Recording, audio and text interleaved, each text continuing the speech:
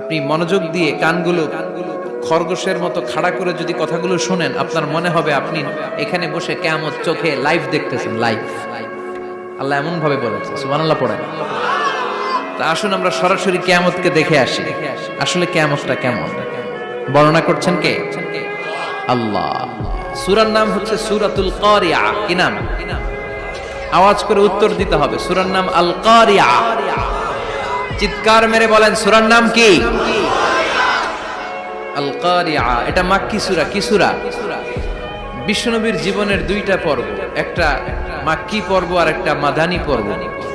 এটা মাদানী পর্বে নাজিল হয়নি, এটা নাজিল হয়েছে মাক্কি পর্বে।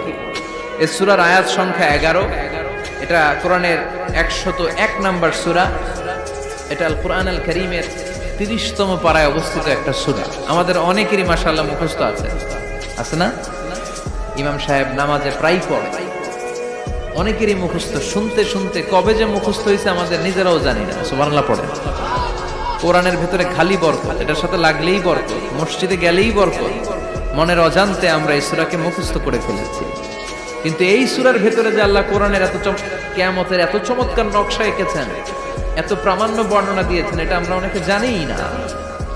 আসুন আমরা এই সূরার আলোকে দেখার চেষ্টা করি যে কিয়ামতটা কিরকম হবে। আল্লাহ একটা শব্দকে এই সূরার শুরুতে 3 বার উল্লেখ করে আমাদের দৃষ্টি আকর্ষণ করেছেন। আল্লাহ tried to draw our attention by mentioning 3 times a word, and that is al-qari'ah. al-qari'ah শব্দটাকে তিনি 3 বার উল্লেখ করে আমাদের দৃষ্টি আকর্ষণ করেছেন। একটা শব্দ 3 বার বললে মানুষের দৃষ্টি আকর্ষিত হয় না? যেহেতু এটা আরব দেশে নাজিল হয়েছে, আবার মক্কায়, মক্কার লোকেরা আরবি বুঝে, তাদেরকে প্রথম বলা হলো আল কারিয়া। তারা ফিরে তাকালো, কি আল কারিয়া? আবার বলা হলো মাল কারিয়া। কি মাল কারিয়া? আবার বলা হলো ওয়ামা আদরাকা মাল কারিয়া। আবার তারা ফিরে তাকালো। দৃষ্টি আকর্ষণের জন্য আল্লাহ তাআলা 3 বার এই শব্দটা বলেছেন। এজন্য এই শব্দের একটা সিগনিফিকেন্স, একটা গুরুত্ব, অর্থবহ একটা মানদণ্ড আছে না নাই? আল কারিয়া শব্দের অর্থ হচ্ছে বিকট আওয়াজ। আল কারিয়া মানে কি? কথা বলেন, আরো জোরে বলেন। বিকট আওয়াজ। এই বিকট আওয়াজটা তৈরি করার জন্য আল্লাহ তাআলা একজন ফেরেশতা তৈরি করেছেন, যার নাম হচ্ছে ইসরাফিল। নাম কি?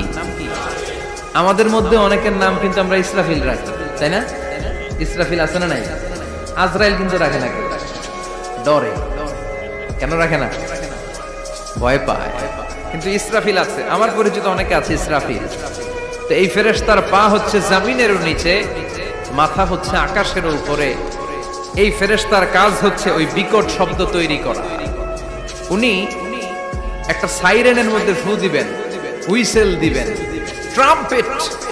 ওই ট্রাম্পিটে, ওই সাইরেনে, ওই হুইসেলে ফু দিলেই শুরু হয়ে যাবে আল কারিয়া। মাল ওমা আদরাকা মাল। এই ফেরেশতার দায়িত্বই হচ্ছে ওই বাঁশির মধ্যে ফু দেয়া। Whistle, siren, trumpet.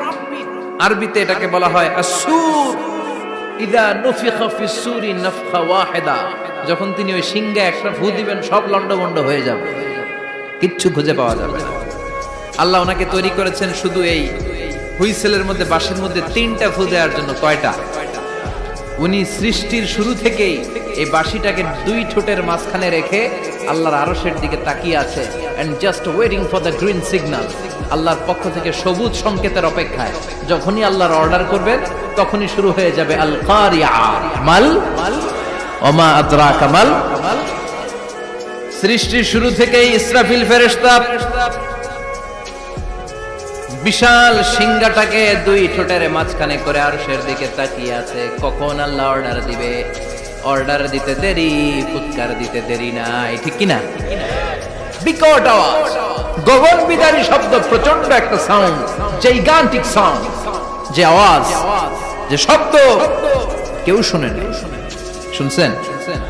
পৃথিবীতে আপনারা কে সবচেয়ে বেশি আওয়াজের কিছু শুনেছেন? সবচেয়ে বেশি আওয়াজ আপনার জীবনে ঘটেছে কোন জায়গায়? কি দেখেছেন যে অনেক আওয়াজ হয় সেখানে? বলেন তো। হ্যাঁ,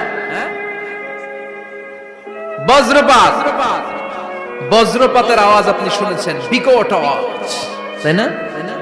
বজ্রপাতকে আঞ্চলিক ভাষায় আপনারা কি বলেন? হ্যাঁ, ঠেড়া। ঠেড়া অনেক জায়গাতেই বলে ঠেড়া। নোয়াখালীতে বলে ঠেড়া হচ্ছে, এতের উপরে আল্লাহ ঠেড়া হচ্ছে, আছে না নাই? তো এই যে ঠেড়া, বজ্রপাত, ইংরেজিতে বলে থান্ডার, আসলে এটার আওয়াজ বড় ভয়ঙ্কর, প্রচন্ড আওয়াজ। আচ্ছা, আর আপনি বলেছেন কি, গাড়ির চাকা যদি পাংচার হয়, হ্যাঁ এটা তো আওয়াজ হতে পারে। আমরা মাঝে মাঝে রাস্তায় চড়ি, আমরা দেখি ট্রাকের চাকা যখন পাংচার হয় আমরা লাফ দিয়ে উঠি, বিকট আওয়াজ হয়, ভয় পেয়ে যায়, এতে দুর্ঘটনাও ঘটে, ঠিক কিনা? আচ্ছা, এক নম্বরে পেলাম ঠেড়া, বজ্রপাত, দুই নম্বরে পেলাম ট্রাকের টায়ার পাংচার হলে। আর কে কি আওয়াজ শুনেছেন জীবনে? ভয়ঙ্কর আওয়াজ। কি করলে ভয়ঙ্কর আওয়াজ হয় বলেন? হ্যাঁ, কি করলে? ও ট্রান্সফরমার, ইলেকট্রিক্যাল ট্রান্সফরমার যদি ব্রাস্ট হয়ে যায় আওয়াজ আছে না নাই? পাওয়া গেল আরেকটা। আর কি আওয়াজ আছে? ককটেল মারলে, গ্রেনেড হামলা, বোমা মারলে, সিলিন্ডার ব্রাস্ট হইলে। আর আছে? হ্যাঁ, হাই স্কুলে দপ্তরি যখন ঘন্টার মধ্যে বেল বাজায় আওয়াজ আছে না নাই? হাতুড়ি দিয়ে লোহার মধ্যে বাড়ি মারলে আওয়াজ আছে না নাই? এগুলো হচ্ছে আমাদের ক্যাপাসিটিতে, হিউম্যান ক্যাপাসিটিতে আমাদের দেখা সবচেয়ে বড় আওয়াজ। কিয়ামতের দিন যে হবে আল কারিয়া, এই আল কারিয়ার আওয়াজ কি এই আওয়াজগুলোর মতো? চিল্লায় বলেন, এই আওয়াজের মতো। এজন্য আল্লাহ বললেন, আল কারিআতু মাল কারিআতু ওয়া মা আদরাকা মাল কারিয়া। সে আওয়াজটা ভয়ঙ্কর আওয়াজ। এটা বজ্রপাতের মতো না, এটা ট্রাকের টায়ার পাংচার হলে যে আওয়াজ হয় ওই আওয়াজের মতো না, গ্যাসের সিলিন্ডার ব্রাস্ট হয়ে গেলে যে আওয়াজ হয় ওই আওয়াজের মতো না, প্রাইমারি স্কুলে দপ্তরে যখন ছুটির ঘন্টা বাজায় ওই আওয়াজের মতো না। ওই আওয়াজটা এমন আওয়াজ, ওই আওয়াজ পৃথিবীর কেউ শোনে নাই। সেটার নাম হচ্ছে আল কারিয়া, মাল ওমা আদরাকা মাল, বিকট আওয়াজ, বিকট ভয়ঙ্কর ট্রাম্পিট। এই সাইরেনে ফু দেয়া হবে, প্রথম ফু দেওয়ার সাথে সাথেই লন্ডভন্ড হয়ে যাবে। এই ইসরাফিলকে তৈরি করা হয়েছে শুধুমাত্র কেবলমাত্র 3টা ফু দেওয়ার জন্য। চিল্লায় বলতে হবে কয়টা? এই ফেরেশতার আর কোনো কাজ নাই। তার আর কোনো কাজ আছে? ঠিক যে মুহূর্তে, এখন আমার ঘড়িতে বাজে 9:50, রাত 9:50, ঠিক এই মুহূর্তে যখন আমরা তাফসীর শুনছি, ঠিক এই মুহূর্তেও ইসরাফিল ফেরেশতা সিংহাটাকে 2 ঠোঁটের মধ্যে লাগিয়ে আল্লাহর আরশের দিকে তাকিয়ে আছে। ওই যে সৃষ্টি শুরু থেকে তাকিয়ে আছে, আজ অবধি তাকিয়ে আছে। যখনই গ্রিন সিগন্যাল আসবে মুহূর্তেই শুরু হয়ে যাবে আল কারিয়া, মাল ওয়া মা আদরাকা মাল। আল্লাহ বললেন সে আওয়াজটা হবে বড্ড ভয়ঙ্কর। প্রথম ফুৎকার যখন দেয়া হবে, এটার বলে নাফখাতুল ফাজা। দুনিয়ার সব মানুষগুলো অবাক হয়ে যাবে, পুরো পৃথিবীটা কেঁপে উঠবে, পৃথিবীর বিল্ডিং গুলো দুমড়ে মুচড়ে পড়বে, পৃথিবীর বড় বড় যত পাহাড়গুলো আছে তুলার মতো বাতাসে পাহাড়গুলো তুলিত হতে থাকবে। আল্লাহু আকবার।